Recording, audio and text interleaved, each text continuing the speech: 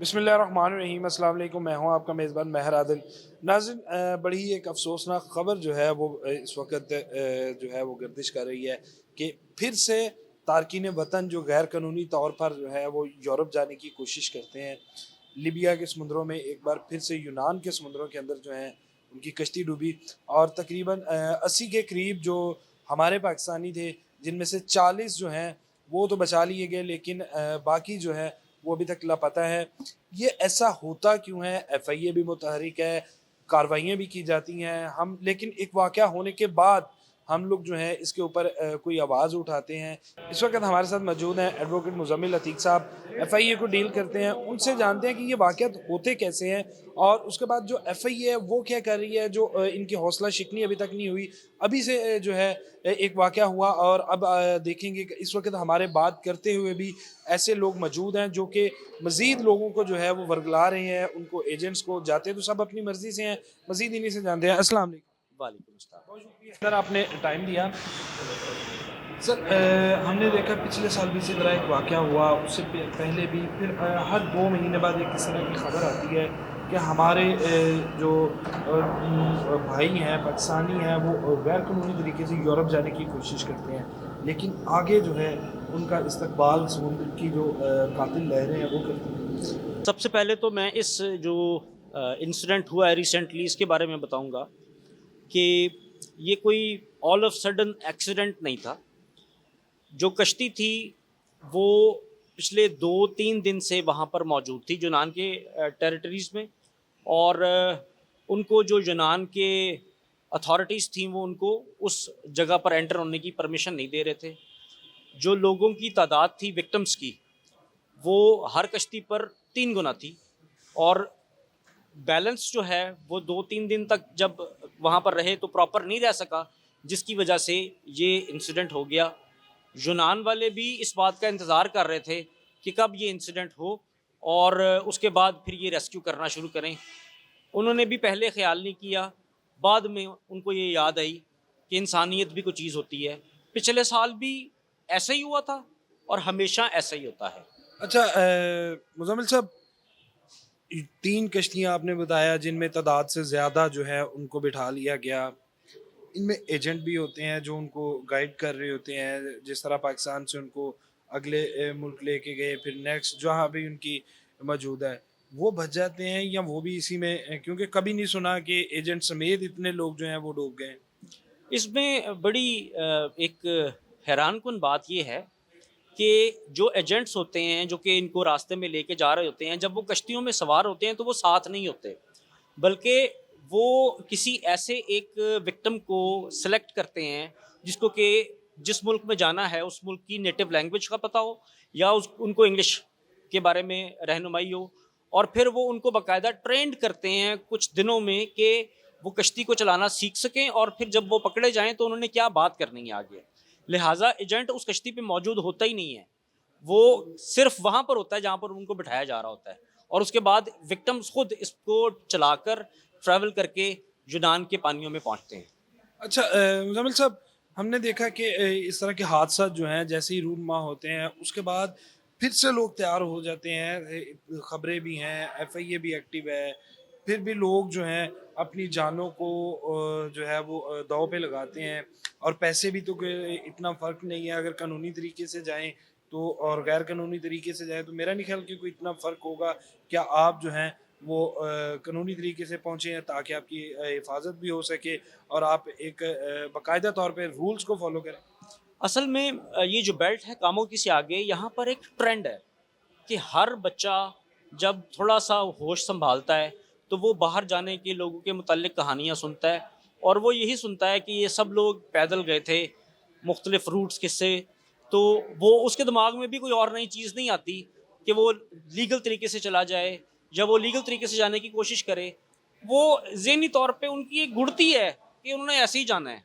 और फिर सबसे अहम बात यह है कि वो जब तक पाकिस्तान में रहते हैं वो कोई काम करने के लिए तैयार नहीं होते, और जब उनकी उम्र 16-17 साल हो जाती है, लेस देन 18 ईयर्स होती है, तो वो बाहर जाने के लिए तैयार हो जाते हैं। और वो उनको पता होता है कि अगर हम माइनर हैं और हम वहाँ पर किसी तरीके से पहुँच जाते हैं तो माइनर होने की वजह से जो है हमें वहाँ पर असाइलम मिल जाएगा और हमें वहाँ पर الٹیمیٹلی لیگل ہو جائیں گے.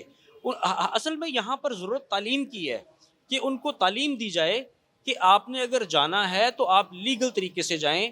وہاں پر ان کو بتانے والا یہ بات کوئی شخص ہے ہی نہیں کہ لیگل بھی کوئی چیز ہوتی ہے یا پاکستان میں رہ کر بھی کچھ کیا جا سکتا ہے. جتنی محنت وہ وہاں پر کرتے ہیں اگر اس سے آدھی محنت یہاں پر ایمانداری سے کریں تو وہ یہاں پر اس سے زیادہ پیسے کما سکتے ہیں.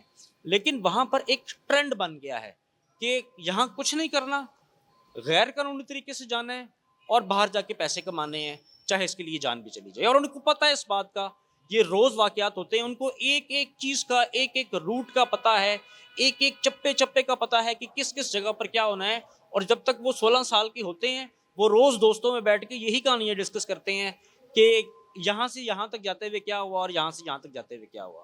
لہٰذا انہیں ہر چیز کا علم ہے. اچھا مزمل صاحب, ہم نے دیکھا جب پہلے ایک واقعہ ہوا اس کے بعد واقعات جو ہے وہ رونما ہوئے تو ایف آئی اے بڑی متحرک ہوتی ہے. جو انسانی اسمگلرز ہیں جس میں ہیومن ٹریفکنگ میں جو ملوث پائے جاتے ہیں ان کو پھر گرفتار بھی کیا جاتا ہے, لیکن ان گرفتاریوں کے باوجود جو ہے ان ایجنٹس کی یہ جو ایک مافیا بیٹھا ہے ان کی حوصلہ شکنی نہیں ہوتی. یہ باقاعدہ جو ہے ایک حادثے کے بعد دوبارہ سے لوگوں کے بچوں کو جو ہے وہ موت کی جانب دھکیل دیتے ہیں چند پیسوں کی خاطر. ان کی ابھی تک جو ہے وہ حوصلہ شکنی کیوں نہیں, ہمارے ادارے کیوں نہیں کر پائے, یا اسی وجہ سے ہمیں دوسرے ملکوں کے میں جو ہے وہ ہمارے جو قانونی طریقے سے پاکستانی گئے ہیں ان کو بھی مسائل کا سامنا کرنا پڑتا ہے. حوصلہ شکنی تو تب ہونا کہ گورنمنٹ کو سیکنڈ آپشن دے کسی کو. گورنمنٹ ان لوگوں کے علاوہ جو ایجنٹس ہیں ان لوگوں کے علاوہ کوئی سیکنڈ آپشن دیتی نہیں ہے وکٹمس کو کہ وہ قانونی طریقے کے ساتھ باہر جا سکیں. لہٰذا جب یہ لوگ گرفتار ہو جاتے ہیں تو جو وکٹمز ہوتے ہیں, میں روز ہی کیسز کرتا ہوں, وہ ان بلک آتے ہیں اور آ کے ان کی فیور میں آ کے اسٹیٹمنٹس دیتے ہیں کہ یہ ہمارے ایجنٹ ہی نہیں ہیں.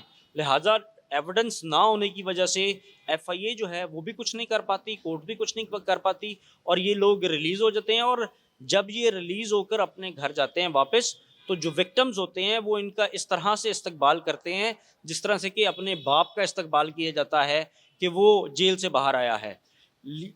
یہ لوگ لوگوں کے ساتھ فراڈ نہیں کرتے بلکہ ان کو سارا کچھ سچ بتا کر جس طریقے سے انہوں نے جانا ہوتا ہے اس طریقے کے ساتھ لے کر جاتے ہیں. لہٰذا لوگ ان پر اعتبار کرتے ہیں, ان کی جانیں بھی چلی جاتی ہیں, ان کو پتہ بھی ہے کہ ان کی جانیں چلی جانی ہیں, ان کو بتایا بھی جاتا ہے, لیکن وہ اتنے کمیٹڈ ہیں کہ وہ باز نہیں آتے. لہٰذا ان کا جو کمٹمنٹ ہے, ان کی جو باہر جانے کی کمٹمنٹ ہے, اس کی وجہ سے آج تک ان کو سزا نہیں ہو پائی. یعنی کہ جو وکٹمز ہیں وہ خود ہی ان کی حفاظت کا ایجنٹس کی کا بندوبست کرتے ہیں کہ ان کو جو لیگلی پروٹیکٹ کرتے ہیں. سر ہم نے دیکھا کہ جس میں ہمارے جو دوست ممالک تھے جس میں دبئی ہے یا دوسرے ممالک ہیں, پاکستان کے اوپر سختیوں سے جو ہیں وہ بڑھا دی گئی ہیں, اور اس میں ہمارا اپنا بھی ہاتھ ہے, ہمارے پاکستانیوں کا ہاتھ ہے جس کا خمیازہ ہمیں دوسرا جا کے بھگتنا پڑتا ہے کہ پھر ہمیں ان رستوں پر غیر قانونی چلنا پڑتا ہے. کیا پاکستان میں کوئی اس طرح کے سفارتی تعلقات جو ہے یا کچھ اس طرح کی کارروائیاں یا اس طرح کے قانون سازی نہیں کر سکتے کہ ہم جو ہے ان چیزوں کو یہیں پر روکیں تاکہ ہمارے جو جانے والے لوگ ہیں جن میں اسٹوڈنٹس ہیں ان کو آسانیاں مل سکیں؟ بات یہ ہے کہ یہاں پر قانون سازی کرنے کے لیے تو ٹائم چاہیے نا, تو گورنمنٹ کے پاس تو ٹائم ہی نہیں ہے عوام کے لیے کہ وہ عوام کے بارے میں کچھ سوچ سکیں. وہ تو اپنے گورنمنٹ کے معاملات کے بارے میں ہی سوچتے رہتے ہیں کہ ہم نے کس طرح سے یہاں پر رہنا ہے, کس طرح سے ایگزسٹ کرنا ہے. مجھے ان کے علاوہ کوئی ایک چیز بتا دی جائے جو کہ پاکستان میں عوام کے لیے ہو رہی ہو اور اسمبلی میں وہاں پر کوئی لیجسلیشن ہو رہی ہو, کوئی فکر ہو رہا ہو کہ ہم عوام کے لیے کچھ کرتے ہیں. پاکستان میں جو اسمبلیز ہیں وہ عوام کے لیے کچھ نہیں کرتے, وہ ہمیشہ اپنے لیے سوچتے ہیں اور اپنی ذات کے لیے سوچتے ہیں. اچھا سر, یہ جو غیر قانونی طور پر جاتے ہیں 16 سال سے لیس دین 18 کی تو سمجھ آ گئی کہ جاتے اسائلم ان کو آسانی سے مل جاتا ہے, وہ قانونی طور پہ وہاں پر پہنچ جاتے ہیں جتنی بھی جوخم سے سفر انہوں نے طے کیا ہو. لیکن کل والے واقعے کے اندر ہم نے دیکھا کہ جس میں ہمارے جو سفیر ہیں انہوں نے آج بیان دیا کہ بچے, چھوٹے بچے بھی شامل ہیں.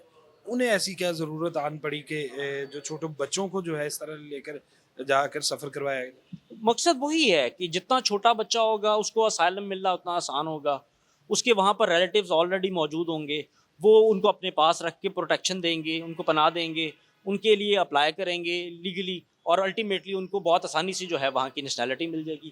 جتنا چھوٹا بچہ ہوگا اس کو اسائلم ملنا وہاں پر اتنا آسان ہوگا، اس کا لیگل ہونا اتنا آسان ہوگا. یہاں پر بیٹھ کے تو وہ کچھ نہیں کر رہا نا، تو وہاں پر بیٹھ کے کم از کم وہ جتنی دیر میں اس نے بڑے ہونا ہے وہ لیگلی ہو جائے گا، اور جب وہ لیگل ہو جائے گا تو پھر وہاں پر وہ اس سے وہ جو ارننگ ہے اس کی وہ بہت بہتر ہو جائے گی. اب آنے والے وقت میں بھی ہم اس طرح کا کچھ دیکھ رہے ہیں کہ مزید لوگ جائیں گے، یا پھر کوئی اس طرح کی قانون سازی جو ہے وہ کی جائے گی تاکہ لوگوں کی زندگیوں کو بچایا جا سکے. مال تو خیر دوبارہ انسان بنا سکتا ہے، لیکن لوگوں کو جو ہے وہ زندگیوں کو بچایا جا سکے. ہماری سفارت کاری ایسی ہو سکتی ہے کہ ہمارے اوپر جو پابندیاں ہیں، جو پاکستان کے اوپر سختیاں ہیں، وہ کم ہوں اور لوگ جو ہے وہ قانونی طریقے سے اپنے روزگار کے سلسلے میں ہجرت کر سکیں. ہاں، اصل بات یہ ہے کہ قانونی طریقے سے جب تک ہم لوگوں کو باہر بھیجنے کے لیے موقع نہیں پرووائڈ کریں گے تب تک یہ چیز کبھی بھی نہیں رک سکتی ہے. ہمیں ہم سیکنڈ آپشن تو دیں لوگوں کو، لوگوں کے پاس کوئی سیکنڈ آپشن نہیں ہے. جب تک گورنمنٹ خود سے لوگوں کے لیے سوچتی نہیں ہے اور لوگوں کے لیے کوئی ایسے اقدامات نہیں کرتی ہے کہ جس سے کہ لوگ لیگلی باہر ریکروٹ ہو سکیں، تب تک اس چیز کو روکنا ناممکن ہے. جی ناظرین، مزمل صاحب کی آپ نے گفتگو سنی اور ان کا بڑا واضح پیغام کہ سیکنڈ آپشن دیں، اور تاکہ عوام جو ہے وہ آسانی سے جائے. روزگار حاصل کرنے کے لیے اپنے اچھے مستقبل کے لیے ہجرت کرنا جو ہے وہ سنت بھی ہے، کرنی بھی چاہیے. لیکن اس ہجرت کا کیا فائدہ جس میں آپ کو پتہ ہونے کے باوجود کہ ایک غیر قانونی اور جس میں آپ کی جان جانے کے چانسز جو ہیں وہ 99% ہیں. تو اس ہجرت کا کیا فائدہ؟ خدا را اپنی فیملیز کا اپنا سوچیں اور اپنی جان جو ہے، قیمتی جان ہے، اس کو بچائیں اور قانونی طریقے سے کوشش کریں. اور کوشش کریں پہلے پاکستان کے اندر، لیکن اگر آپ کو مواقع ملتے ہیں تو ایک باقاعدہ طور پہ جو ایک رستہ بنایا گیا، ایک روڈ میپ ہے قانون کے مطابق، ان کو فالو کر کے آپ نکلیں. اس کے ساتھ ہی مجھے دیجیے اجازت. اللہ نے کے بعد.